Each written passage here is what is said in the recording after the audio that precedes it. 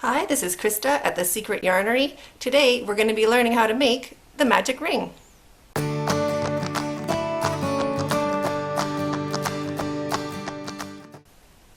To make the magic ring, lay the tail over your non-dominant hand and hold the tail down onto your ring finger. So just like that. Separate your top two fingers and wrap your yarn around those fingers, making an X. Flip your hand over and tuck your working yarn underneath your thumb. So now your thumb is holding your tail and your working yarn.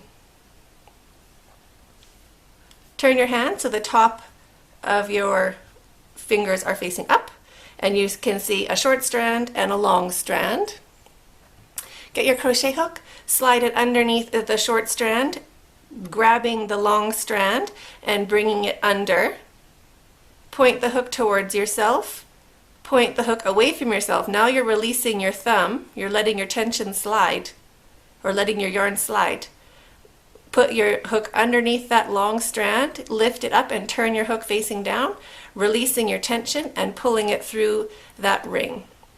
Now you let everything go and separate your tail, and that is your magic ring. To work into your magic ring, if we're doing double crochets, still do your chain 3.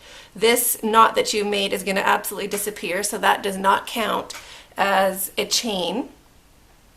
And then just work straight into your ring and going over your tail. So I'm holding both of those together, and you just work straight into that ring.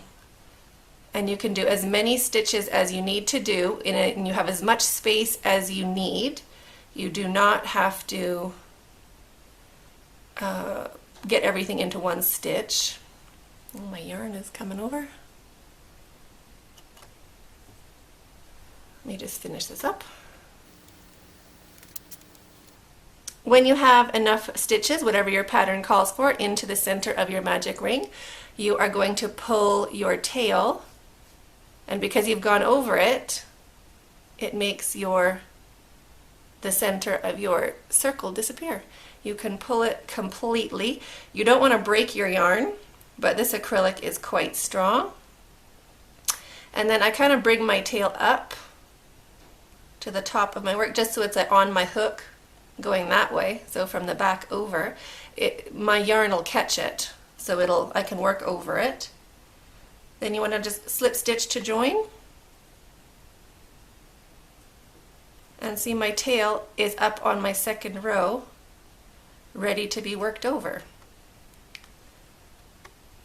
So you can just keep going with your pattern however it is, and you are welcome to work over your tail. Give it another pull now, because this is your last chance you can pull it, because now you're going to be working in that tail. If you're finishing your round, you just wanted to do this part, your pattern calls for a change of color. Then we will chain 1 with your working yarn, cut your yarn, pull your hook up and your yarn through, and pull your center again to make sure it's closed. And then you can even just tie these together. That's another little cheat. You don't want it too tight, because you don't want it to pull your ring or your circle down. But one loose knot and then a tight knot, and your center will never come open. So I hope that helps you. If it did, please like, subscribe, and share. And thanks for watching. Stay hooked.